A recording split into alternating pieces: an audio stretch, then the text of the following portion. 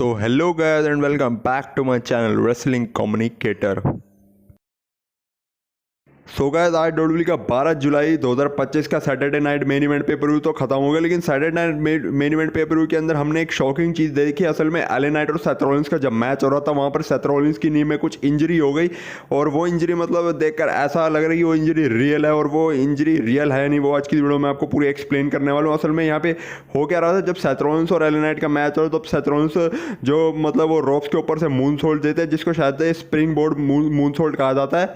असल में LA Knight गिरे पड़े थे और जब रोप्स के ऊपर से Seth Rollins springboard moonsault दे रहे थे एले नाइट को, उसी टाइम सेथ रॉलिंस की नी में कुछ इंजरी होगी। मतलब उनके जो लेग होती है, लेग के ऊपर जो नी होती है वहाँ पे कुछ इंजरी होगी और सेथ रॉलिंस कॉर्नर में जाके बैठ गए।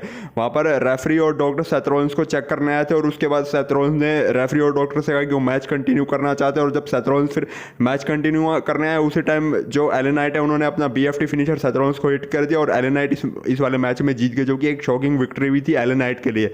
अब सवाल यहाँ पर ये खड़ा होता है कि सेथ रॉलिंस जो वहाँ पे कॉर्नर में जाके बैठ गए थे, जैसे कि वो मतलब दिखा रहे थे कि उनको लेग में सच में कुछ हो गया, तो क्या वो इंजरी रियल थी या फिर वो एक स्टोरी लाइन का हिस्सा?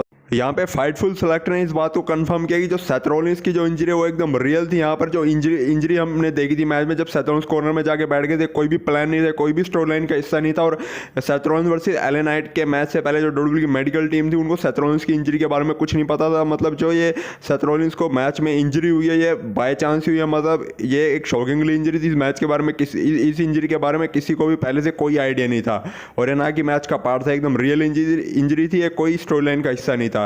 और PW इनसाइडर ने भी अपनी रिपोर्ट में एक बात कंफर्म करी है कि जो सेथ रॉलिंस की इंजरी है वो एकदम रियल है। और असल में यहाँ पर ओरिजिनली प्लान करा था कि जो सेथ रॉलिंस है वो इस मैच को जीतने वाले, लेकिन सेथ रॉलिंस को बाय चांस इस मैच में शॉकिंगली इंजरी होगी तो मैच का जो रिजल्ट है वो चेंज करना पड़ गया उसी टाइम।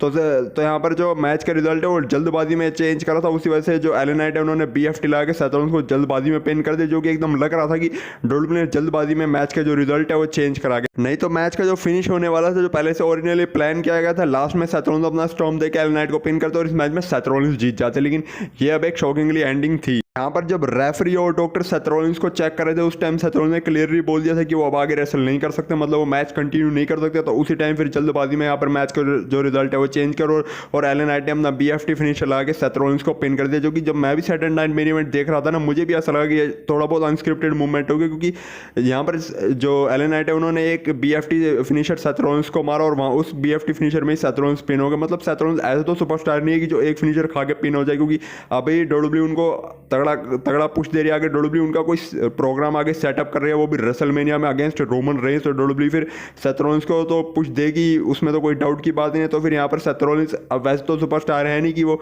मतलब एले नाइट का एक BFT फिनिशर खा के पिन हो जाए, तो मतलब वो थोड़ा बहुत सिनेरियो मेरे को देखकर लगा था कि वो अनस्क्रिप्टेड है। बाकी PW इनसाइडर और फाइटफुल सेलेक्ट ने अपनी रिपोर्ट्स में कंफर्म भी कर दी कि ये जो सेथ रॉलिंस की इंजरी थी एकदम रियल थी और ओरिजिनली प्लान्ड उस मैच में जो था वो था सेथ रॉलिंस के जीतने का। बाकी देखते हैं अब कि सेथ रॉलिंस कितने टाइम तक डब्ल्यूडब्ल्यू से बाहर रहते हैं, क्योंकि जो सेथ रॉलिंस की इंजरी है मेरे हिसाब से वो काफ़ी ज़्यादा सीरियस है। असल में ये नी इंजरी सेथ रॉलिंस को पहले भी हो चुकी है, 2015-16 के आसपास, आई थिंक 2015 में हुई थी, जब Seth Rollins WW world heavyweight champion थे। तब उनको नी इंजरी हो गई थी, उनके ACL और MCL डैमेज हो गया था, जिस वजह से उनको अपनी चैंपियनशिप भी रिलिंक्विश करनी पड़ गई थी। जो लोग उस टाइम से डब्ल्यूडब्ल्यू देख रहे हैं उनको याद ही होगा कि सेथ रॉलिंस ने अपनी जो चैंपियनशिप है वो रिलिंक्विश कर दी थी अपनी इंजरी के चलते।